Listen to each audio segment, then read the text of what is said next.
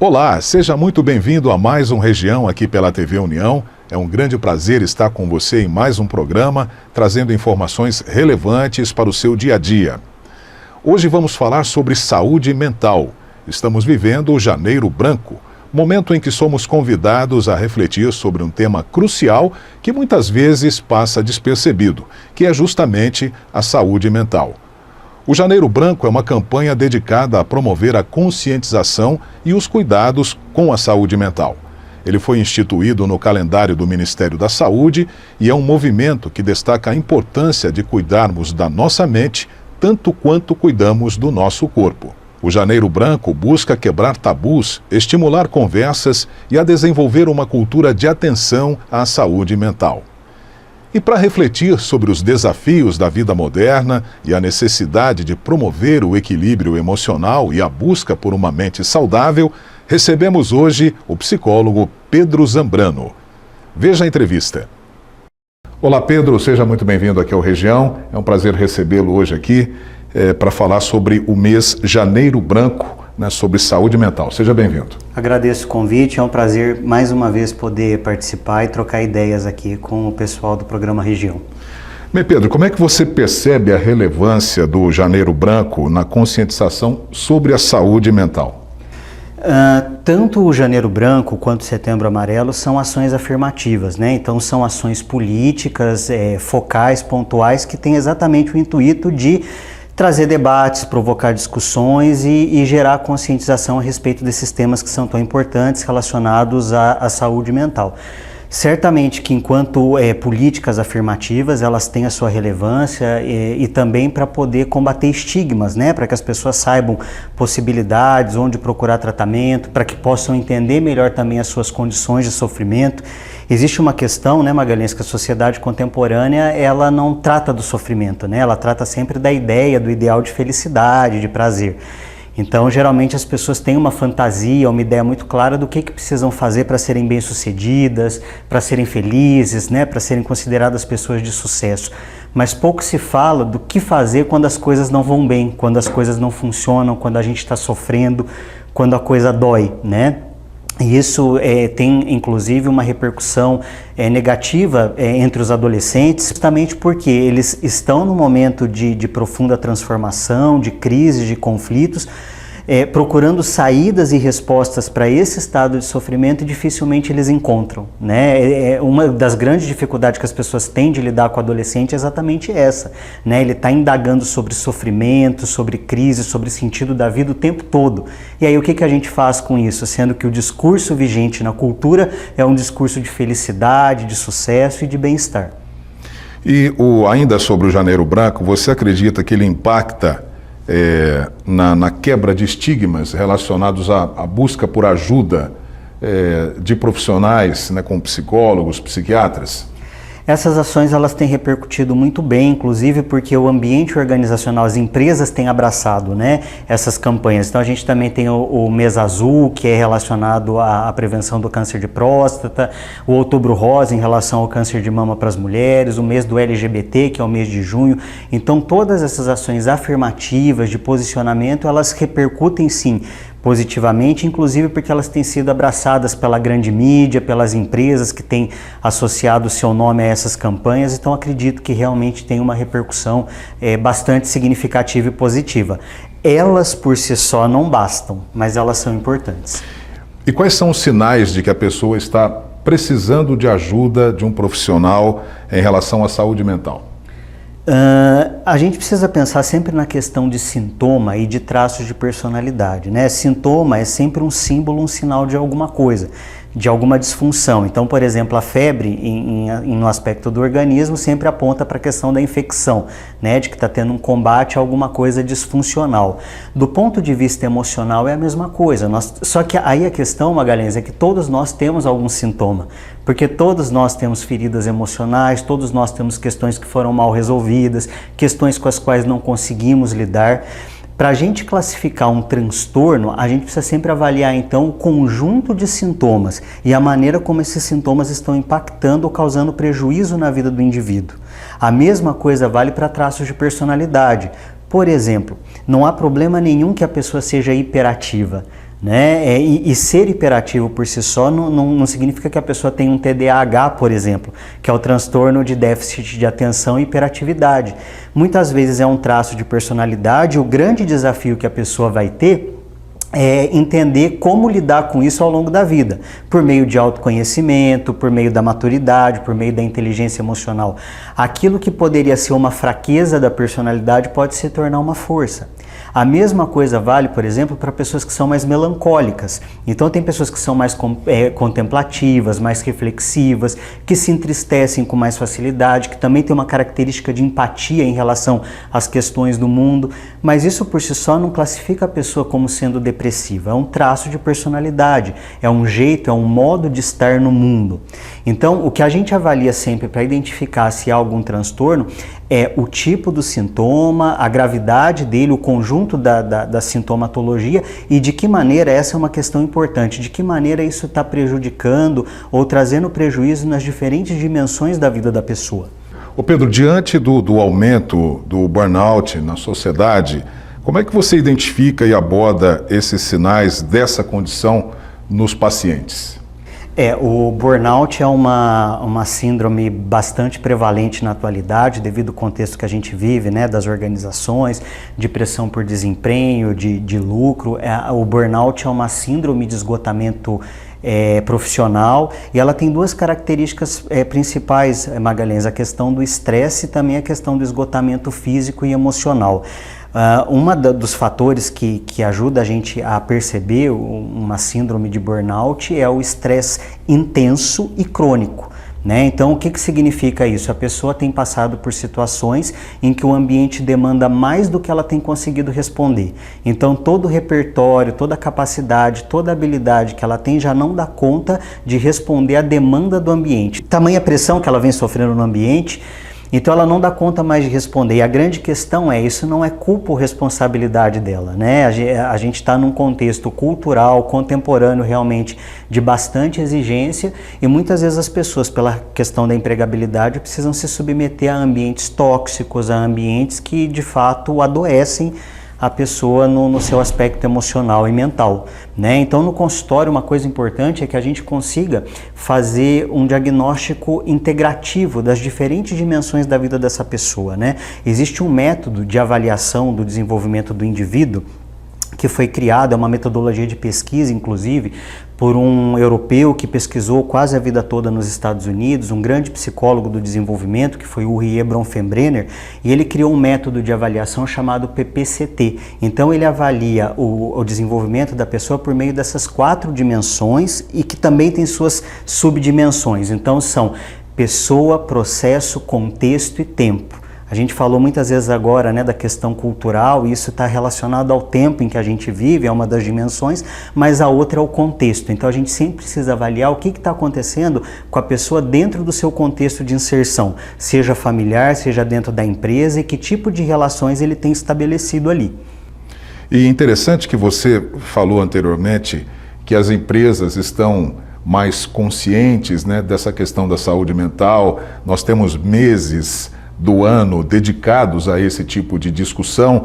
E interessante que, por outro lado, há ambientes muito tóxicos, ambientes profissionais que levam ao esgotamento, né, levam ao burnout. É uma contradição. É uma contradição e penso que é uma contradição cultural, né? Porque a gente fala sempre de bem-estar, existe hoje em dia um entendimento maior e melhor do que se deve fazer para cultivar, cuidar da saúde, mas por outro lado, em algum nível, todos nós individualmente ou institucionalmente acabamos cedendo a algum tipo de pressão nesse sentido, dado o contexto comercial, cultural, capitalista que nós vivemos. Muito bem, nós vamos rapidamente aqui para o intervalo, voltamos já já com o psicólogo Pedro Zambrano. Até já!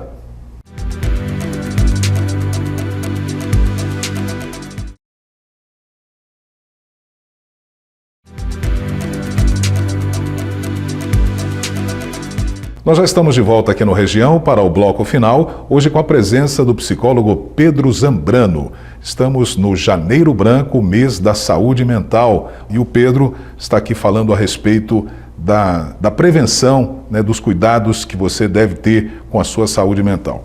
Ô Pedro, você acredita que a pressão das redes sociais afeta a saúde mental e emocional das pessoas?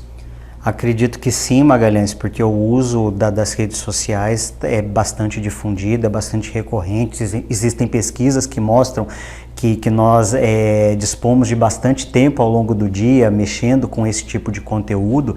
E existe uma questão aí que isso provoca na gente aquela ideia sempre de que a grama do vizinho é mais verde, mais bonita, né? A gente só não sabe como é que chegou aquele resultado e se ela é de fato natural, o que tem sido usado para cultivar aquilo ali, né, Magalhães? Existe uma questão que nós somos geneticamente programados para observar, comparar e aprender. A gente aprende desde pequeno por comparação, né? Por observação e imitação, inclusive, né?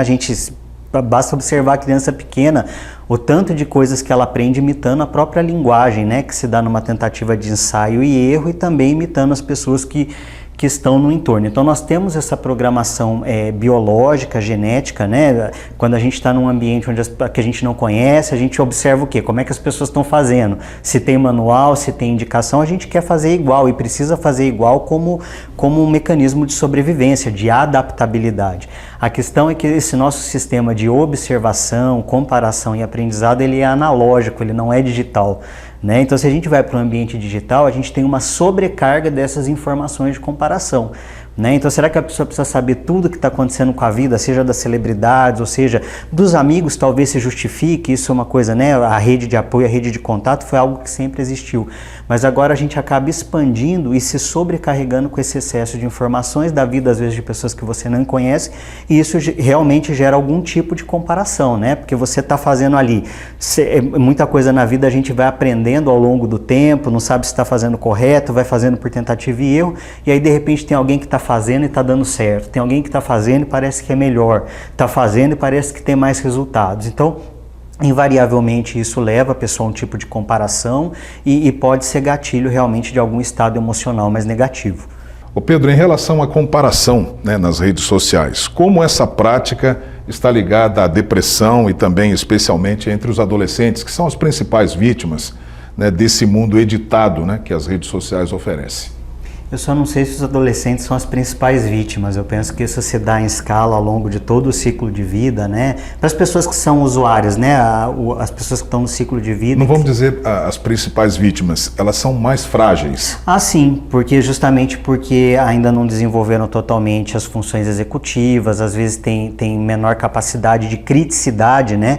Para observar e criticar aquele conteúdo que estão consumindo, mas isso certamente gera um impacto, Magalhães, porque essa questão da comparação ela pode gerar na pessoa uma sensação de insuficiência, de incapacidade, né? Então, se ela vê alguém que está fazendo e aparentemente fazendo melhor que ela ou tendo mais resultados, isso atinge diretamente uma das 3 necessidades psicológicas básicas, né? Nós temos necessidade de relacionamento, liberdade e de competência, ou seja, de nos sentirmos competentes, úteis, de que temos sucesso e que desempenhamos relativamente bem os nossos talentos, os nossos dons. Todo mundo gosta de se sentir importante, se sentir uma pessoa de valor, mas aí quando você vai comparar, e às vezes num parâmetro que não existe, com uma outra pessoa que de repente está desempenhando parecido ou diferente, então sim, isso pode tocar exatamente nessa necessidade psicológica de competência, fazendo com que a pessoa se sinta insuficiente e incapaz.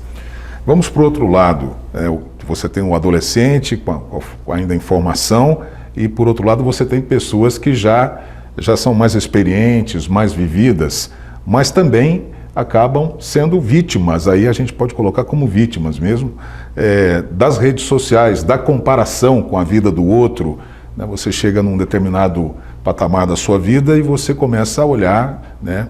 Começa a fazer uma análise dos erros que você cometeu, dos fracassos, você começa a ser um pouco mais sincero, né? Olhando para a sua vida. As redes sociais, elas ajudam a tornar essa leitura um pouco mais dura. Elas ajudam a atrapalhar essa leitura, né? Porque justamente elas te colocam num parâmetro de comparação. E geralmente as pessoas que viralizam ou que têm ali uma quantidade grande de seguidores, que são consideradas referências em cada área, elas são muito mais a exceção do que a regra.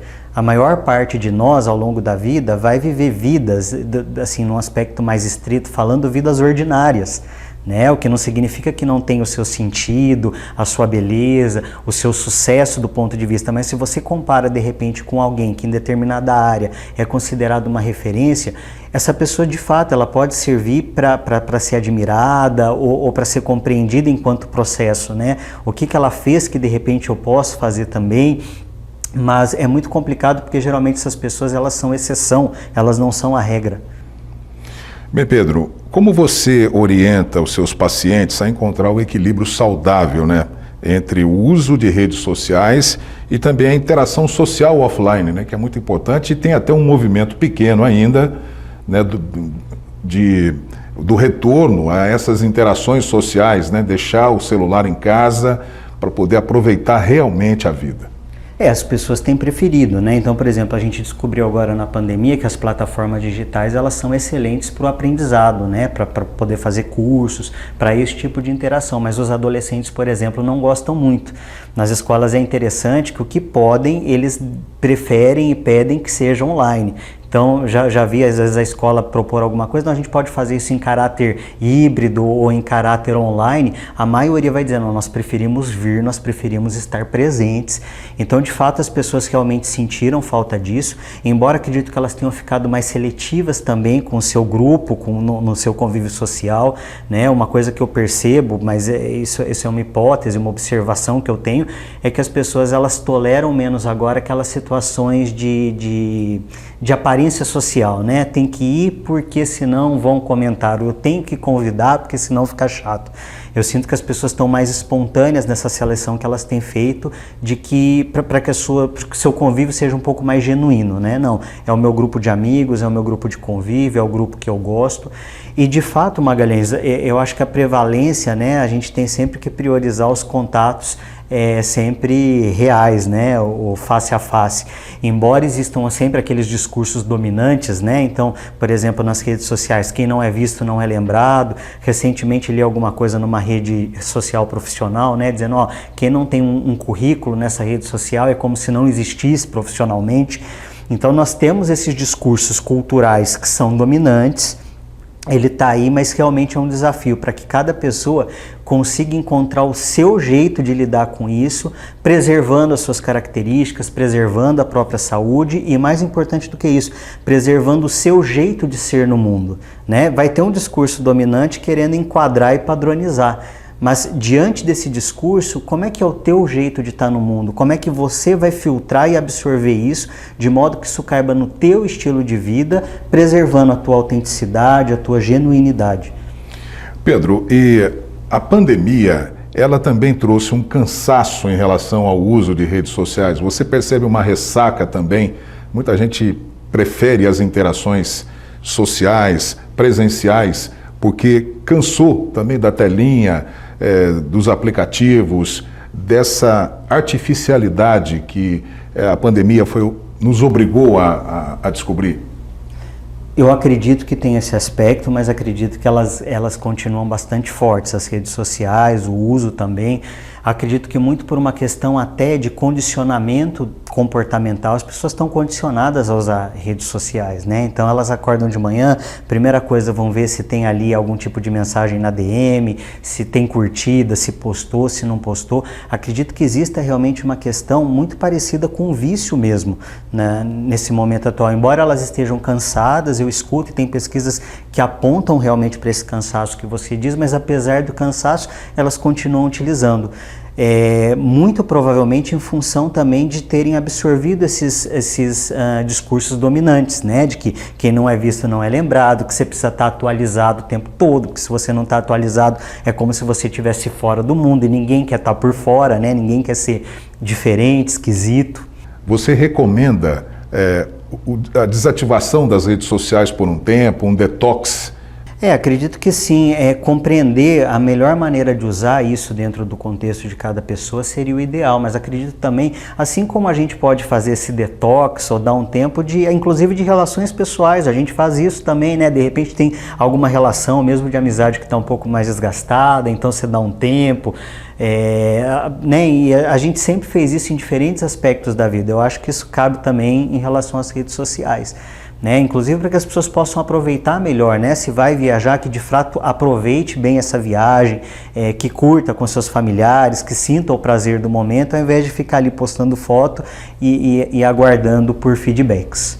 Muito bem, Pedro Zambrano, psicólogo, muito obrigado pela sua presença hoje aqui no Região, trazendo informações importantes para você que nos acompanha pela TV e também nas redes sociais. Obrigado. Muito obrigado, Magalhães, foi um prazer. O prazer foi meu. E nós vamos ficando por aqui, agradecendo a sua audiência, um grande abraço e até o próximo Região.